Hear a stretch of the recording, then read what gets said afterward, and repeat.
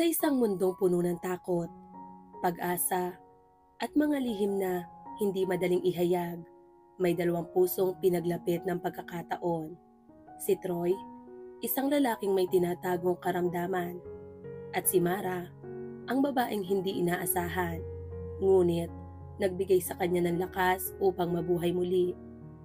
Isang pag-ibig na sinusubok ng panahon, ng sakit, ng takot, at ng mga mata ng mundong mapanghusga.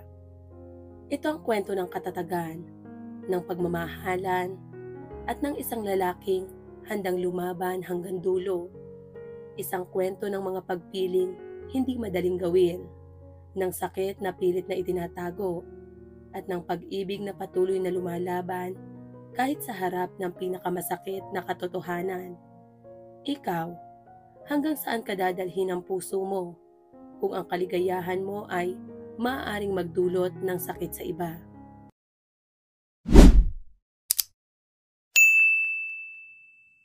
Paglabas ni Troy mula sa opisina ng kanyang oncologist, ramdam niya ang unti-unting pag-alis ng bigat na ilang buwan na niyang pasan. Hinugot niya ang kanyang cellphone at agad tinawagan si Liam. Pagkaraan ng ilang ring, sumagot ang pamilyar na boses. "Hello, Troy. Kamusta ka?" "Ayos na ayos," sagot ni Troy, may ngiti sa labi. "Magkita tayo. Mag-celebrate." "Mag-celebrate? Bakit? Anong nangyari?" tanong ni Liam, halatang nabigla. Sasabihin ko pag nagkita tayo. Tawagan mo si Paul. Sa club tayo, 9 o'clock. Pagsapit nila sa club, sinalubong sila ng matitingkad na ilaw at malalakas na tugtugin. Naroon sina Liam at Paul, nakaupo sa isang mesa, malalim sa masayang usapan. Lumapit si Troy at nagyakapan ang magkakaibigan. "Oh, ano sineselebrate natin, pre?" tanong ni Paul habang nagsasali ng alak sa mga baso nila. Ngumiti si Troy at tinaas ang kanyang baso. "Para sa pangalawang pagkakataon sa buhay." Nagkatinginan sina Liam at Paul, litong-lito, pero tinaas din ang kanilang mga baso. "Para sa pangalawang pagkakataon sa buhay," sabay nilang tugon. Nagpatuloy ang gabi sa inuman, kainan at sayawan, habang sina Liam at Paul ay nakikipagkwentuhan at nakikipaglandian sa mga babae. Si Troy naman ay nakamasid lamang mula sa malayo. Wala siya sa mood makipag-flirt. Kakapanalo lang niya ng panibagong pag-asa at napakasarap ng pakiramdam. Sa gitna ng sayawan, hindi sinasadyang nabunggo niya ang isang babae. Huminto ito at lumingon sa kanya at nagtagpo ang kanilang mga mata. "Sorry!" sigaw ni Troy sa lakas ng tugtog. "Ano?" tanong ng babae, lumapit ng kaunti. "Sorry kung nabunggo kita." Ngumiti ang babae at hinawakan ng kamay niya. Hinila siya palayo sa dance floor at paakyat sa second floor, kung saan mas tahimik. Pagharap nito sa kanya, "Anong sinabi mo?" "Nabunggo kita, pasensya na." Umiling ang babae, bahagyang natawa. "Ah, wala yon. Baka ako pang bumangga sa'yo. Lahat naman nagsisiksikan doon. Don't worry about it." May munting ngiti sa mga labi niya habang nakatitig sa lalaki. Napansin ni Troy na siguro nasa early 30s ang babae, pero may kakaiba sa mga mata nito. Isang bagay na agad siyang naakit. "Hindi, siguro hindi 30. Mga 35. Bulong ni Troy sa isip niya habang pinagmamasdan ang babae. Ako nga pala si Troy." "Nice to meet you. I'm Ara." Sagot ng babae, sabay abot ng kamay. Saglit na nag-isip si Troy. Hindi yatang magandang isama si Mara sa table nila. Minsan kasi ay hindi mapili ang bibig ng barkada niya. At wala ring sinabi si Mara na sumama siya sa grupo nito. Paalis na sana siya nang biglang magsalita ang babae. "Gusto mo bang umalis dito?" Oo, tara." Hindi man lang nagdalawang isip si Troy. Iniwan niya ang pera para sa kinain at nainom niya at lumabas ng club. Makaraan ng 1 minuto, sumunod si Mara, hinawakan ang braso niya at sabay silang naglakad sa mainit na gabi ng syudad, nagkikwentuhan tungkol sa kung ano-ano at basta't nag-e-enjoy sa presensya ng isa't isa. Pagdating nila sa tapat ng isang lumang gusali na may magagandang lumang balkonahe, huminto si Mara. "Well, dito na ako," sabi niya, sabay turo sa bahay. Tumango si Troy. Lumapit siya para halikan sana ang pisngi ng babae, pero sa labi ito tumama. Hindi sinasadya, pero parang tama. Doon niya ginugol ang gabi sa bahay ni Mara. Kinabukasan, umalis si Troy, iniwan ang numero niya at nagbalik sa normal na takbo ng buhay. Dumalaw sa ina, bumalik sa trabaho at lumipas ang mga araw na parang dati lang. Paminsan-minsan, may bumubulong sa loob niya. "Tawagan mo si Mara." Hanggang isang araw, ginawa nga niya. "Hi, si Troy ito," sabi niya nang marinig ang boses ng isang babae. "Hi, nasaan ka ba? Bakit ngayon ka lang?" Nagkita sila. Nag-dinner sa isang maliit at maliwalas na cafe. Naglakad sa parke at nauwi muli sa bahay ni Mara. Nakahiga sila, magkayakap, nakatingin sa kisame. Tahimik na ninanamnam ang sandali. Bigla, nagsalita si Mara. "Troy, ilang taon ka na?" "Magti-31 na ako." "Ganun ba? Ako, 42. Halos mapatalon si Troy sa gulat. Parang tinamaan ng kilig na hindi niya inaasahan. Pero pinakalma niya ang sarili. Hinayaang lumubog muna ang impormasyon. "Akala ko, mas bata ka. Ang ganda mo," sabi niya, tapat at hindi napipilitan. Ngumiti si Mara. "Inaayos ko talaga ang sarili ko. Fitness, skincare, diet. Ayokong tumanda." Tumagilid si Troy paharap kay Mara. Isinandal ang sarili sa siko habang nakatingin sa kanya. "Darating din tayo doon. Hindi maiiwasan. Someday."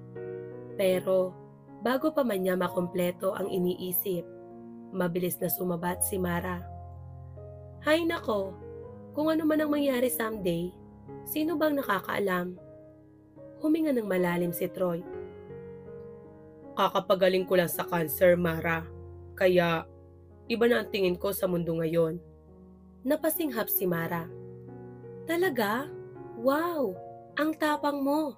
Good for you." Niyakap siya ni Troy ng mahigpit. "Wala nang pakialam kung ilang taon tayo. Ang mahalaga, buhay tayo." At doon nila napagtanto na mas malalim na pala ang nararamdaman nila. Mas seryoso kaysa sa una nilang inakala. Hindi sila makawala. Damdaming parang alon na dumadaluyong sa kanila. Hindi nagpaawat, hindi nagpakawala. Iminungkahi ni Mara na lumipat na si Troy sa kanya at pumayag siya kaagad, walang alinlangan. Ang mga umaga ay paulit-ulit na espesyal para sa kanilang dalawa. Ang amoy ng bagong timplang kape ay pumupuno sa kusina. Ang sikat ng araw ay sumisilip sa kortina. Lumilikha ng tahimik, mainit, at komportableng mundo para lamang sa kanila. At magkadikit ang mga labi. Sinasamantala ang bawat minuto bago sila maghiwalay ng landas para sa araw. Si Troy ay papasok sa opisina ng law firm, habang si Mara naman ay haharap sa tambak na papeles at mga kliyenteng naghihintay sa real estate agency. Ang mga magulang ni Mara ay nasa ibang syudad. Madalang silang magkita, pero laging masaya kapag nagkakasama. At ang anak naman ni Mara ay may sarili ng buhay, malaya at nakahiwalay.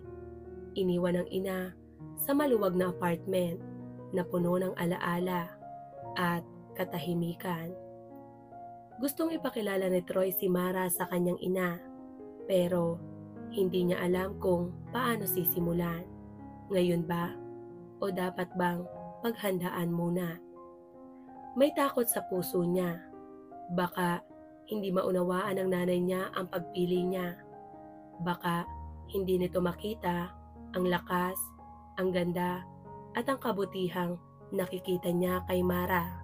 Isang gabi, habang nakaupo sila sa sofa, tahimik na nag-e-enjoy sa katahimikan, tinapos ni Troy ang matagal nang gumugulo sa isip niya.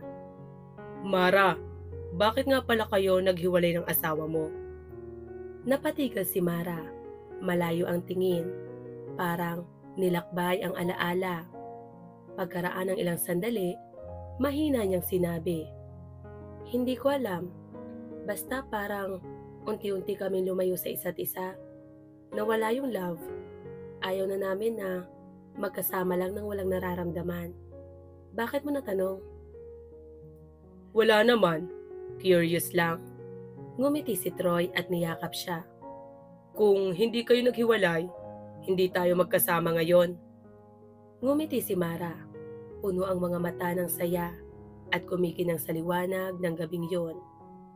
Naramdaman ni Troy na nagsasalita si Mara mula sa pinakaloob ng puso nito, at sa yakap niya, natagpuan niya ang matagal na niyang hinahanap, ang kapanatagan at ang tahimik na kapayapaan. Sa huli, nagpasya si Troy na huwag nang paghandaan ang kanyang ina. Bahala na, harap-harapan na lang. Bumili sila ng isang malaking bouquet ng makukulay na bulaklak at dinalaw nila si Amelia noong Sabado. Pagbukas pa lang ng pinto, sinalubong sila ng init at lambing ng tahanan ng kanyang ina. Isang mesang nakahanda, ang amoy ng mga bagong lutong pagkain, at ang malambot na liwanag ng chandelier na nagbibigay ng pakiramdam ng tahanan. Ngumiti si Amelia nang makita sila. Ngunit, napansin ni Troy ang bahagyang pagkabigla sa mga mata ng ina nang masilayan si Mara. Nagkaroon sila ng magaan at magandang usapan. Tawa dito, kwento doon. At makalipas ang ilang oras, umalis na sina Troy at Mara. Iniwan ng ina sa sarili nitong mga iniisip. Pero pagsapit ng Lunes, biglang tumawag si Amelia habang nasa trabaho si Troy. Nagre-review siya ng mga case file nang maramdaman niya ang pag-vibrate ng telepono. Ma, bakit po? May problema ba? Nasa trabaho ako kaya hindi ako pwedeng magtagal. Ang boses ng ina ay kalmado, ngunit ramdam ni Troy ang hibla ng pag-aalala. Troy, pwede ka bang dumaan mamayang gabi? Naramdaman niyang kumabog ang dibdib niya, para bang paghahanda sa isang hindi madaling pag-uusap. Ma, kung tungkol ito kay Mara, masasayang lang ang oras mo. Mahal ko siya at sasamahan ko siya. May mabigat na buntong hininga sa kabilang linya. Alam ko, Troy, sagot ni Amelia, pagod at malumanay. Alam ko, desisyon mo yan. Dumaan ka na lang, mag-uusap tayo. Naisip ni Troy na nasasaktan ng ina at nangako siyang pupunta. Kinagabihan, dumating siya. Ma, sandali lang ako. Sabi niya, habang hinahalikan ng ina sa pisngi. Umupo sila. Sabihin mo sa akin, ilang taon na si Mara? Napapikit si Troy. Ma, importante ba talaga? Anak, aaminin ko, maganda siya. Pero alam kong hindi siya 30. Tahimik niya itong sinagot. Kaka-42 lang niya. Para bang gusto sanang hawakan ni Amelia ang dibdib niya. Pero pinigil niya. Puno ng luha ang kanyang mga mata. At napabuntong hininga siya ng malalim. Mahaba, masakit. Anak, walang patutunguhan to. Umiling si Amelia. Mabigat ang dibdib. Hanggang ngayon, Hindi mo pa rin sinasabi kung bakit kayo naghiwalay ng dati mong girlfriend. Ang bait-bait niya, bata pa, at kaya kanyang bigyan ng anak. Hindi mo ba pinag-iisipan yan? Tahimik, pero matatag ang sagot ni Troy. Nawala na ang pagmamahal, ma. Nangyayari talaga yon. Ganon kabilis? Minsan, mas mabilis pa. Sagot ni Troy, diretso ang tingin sa ina. Alam niyang kailangan niya itong pagdaanan. Kaya naupo siya, handang makinig. Nagsimula ang litanya ni Amelia tungkol sa kawalan ng hinaharap. Ang matagal na niyang gustong apo, ang hormones, ang pagtanda, ang pagbabago ng katawan ng babae. At ilang beses, ang dati mahinhin at edukadang si Amelia ay nagamit ang salitang matanda. Ngunit si Troy, walang reaksyon, walang pagtatalo, walang kontra. At nang makita iyon ng ina, bumigay siya. Naiyak si Amelia. Wala namang matutuwa dito. Sino bang magiging masaya na makita ang anak nilang may matandang babae? Lumapit si Troy. Maingat na niyakap ang ina. Ramdam niya ang panginginig ng balikat nito, ang pera-perasong hikbi, at parang may humihila sa puso niya pababa. Mahinahon niyang sinabi, Ma, pasensya na, pero hindi ko iniisip ang hinaharap. Ang iniisip ko ay ngayon. At ngayon, sobrang saya ko kay Mara. Maganda siyang babae, mabuting tao, at mahal na mahal ko siya. Pinunasan ni Amelia ang luha. Bakit? Ngumiti si Troy. Mahina, mapait. Bakit ko siya mahal? Hindi, anak. Bakit hindi mo iniisip ang kinabukasan mo? Hindi makapagsalita agad si Troy. Pumikit siya sandali. Paano nga ba? Paano ka pa mag-iisip ng bukas? Kung minsan, ang isang tao, buhay sa umaga, tapos wala na sa gabi. Naalala niya ang ospital, ang lamesang malamig, ang dugo, ang ilaw sa kisame, ang katahimikan pagkatapos ng sigaw. At ang mga taong nakita niya kaninang tumatawa, ngayoy nasa morgue na. 2, 3, sapat na iyon para mabago ang tao. At doon niya natutunan ang aral na hindi niya makakalimutan. Ma, kasi ang meron lang talaga ay ngayon at doon ako mabubuhay. Marahil, balang araw, sasabihin niya sa kanyang ina ang tungkol sa kanyang karamdaman. Pero hindi pa siya handa. Ayaw niya itong saktan pa o mag-iwan ng bakas ng pag-aalala na hindi na mabubura sa puso nito. Hayaan na muna niyang maniwala ang kanyang ina na maayos ang lahat at ang edad lamang ni Mara ang tanging iniisip nitong alalahanin.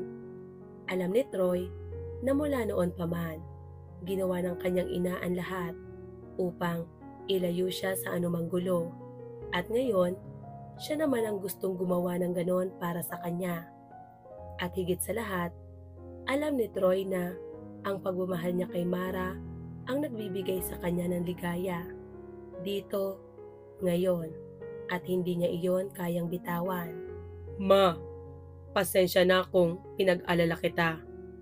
Tapat na sabi ni Troy habang niyayakap ang kanyang ina. Ramdam niya ang paninigas ng balikat nito. Ngunit, ang tinig nito'y puno ng tunay na pag-aalala. Oh, anak. Mahina, ngunit puno ng lambing na tugon ni Amelia habang hinahaplos ang kanyang likod. Ayos lang. Mamuhay ka ng ayon sa gusto mo. Maging masaya ka. Ano pa bang magagawa ko? Tanggapin na lang kahit ano pa. Buhay mo yan. Gusto lang kitang bigyan ng babala. Yun lang. Ngunit, dama ni Troy na hindi ito lubusang nagsasabi ng totoo. Hindi ito masaya. At malamang ay hindi kailanman matatanggap ang magiging desisyon niya. Pero buhay niya iyon at hindi siya umatras. Tumunog ang telepono sa kanyang bulsa. Napatingin siya sa screen. Nagpadala si Mara ng heart emoji. Walang dahilan, basta na lang. At parang tumaba ang puso ni Troy sa saya. Nanatili pa siya sa kanyang ina ng 1 oras. Tiniyak na kahit paano'y humupa na ang pag-alala nito. Alam niyang kailangan nito ng panahon at handa siyang ibigay iyon. Bakit kaya bigla na lang naisip ng kanyang ina na hindi siya magkakaroon ng apo? Hindi naman 60 si Ana. Napangiti si Troy. Siguro, kailangan lang niyang tanungin si Mara. Dahan-dahan, walang halong pressure. Malay mo, at kung hindi naman, ayos lang din. Darating kung ano ang dapat dumating. Ang mahalaga, masaya silang dalawa. Sobrang saya. Pagdating ni Troy sa bahay, binuksan ni Mara ang pinto. May banayad ng ngiti sa kanyang mukha. Halika, kumain na tayo. Wika nito, malumanay at puno ng lambing. Umupo sila sa mesa at agad kumalat sa buong silid ang amoy ng bagong lutong pagkain. Mainit, masarap, nakaaaliw. Ramdam ni Troy na unti-unting nalulusaw ang bigat ng buong araw. Napapalitan iyon ng init at ginhawa na tanging tahanan lamang ang kayang magbigay. Alam niyang tama ang pinili niya. Walang sino man ang makakakumbinsi sa kanya na talikuran ang kaligayahang ito. Sobra-sobra ang saya niyang nararamdaman para magduda pa. At sa sandaling iyon, napagtanto ni Troy na handa siyang harapin ang anumang pagsubok basta't kasama niya si Mara. Ang pagmamahala nila ay mas matatag pa kaysa noon at kumpiyansa siya na kaya nilang lampasan ang lahat kahit ang kawalan ng suporta mula sa pamilya at mga kaibigan o kahit pa ang muling pagbalik ng nakakatakot niyang karamdaman. Sa kwentong ito, natutunan natin na ang tunay na kaligayahan ay hindi laging makukuha sa walang kapintasang buhay, kundi sa mga taong kasama natin at sa taos-pusong pagmamahal. Pinakita ni Troy at Mara na ang tapang, pasensya at pag-unawa ay susi upang malampasan ang anumang pagsubok. At higit sa lahat, ang pag-ibig na walang kondisyon, na handang maghintay at tumibay, ay nagbibigay ng liwanag kahit sa pinakamadilim na sandali. Kaya't palagahan natin na ngayon, mahalin ang tunay na mahal natin at maging matatag sa ating desisyon dahil sa huli, ang kaligayahan ay nasa ating mga kamay at sa puso natin.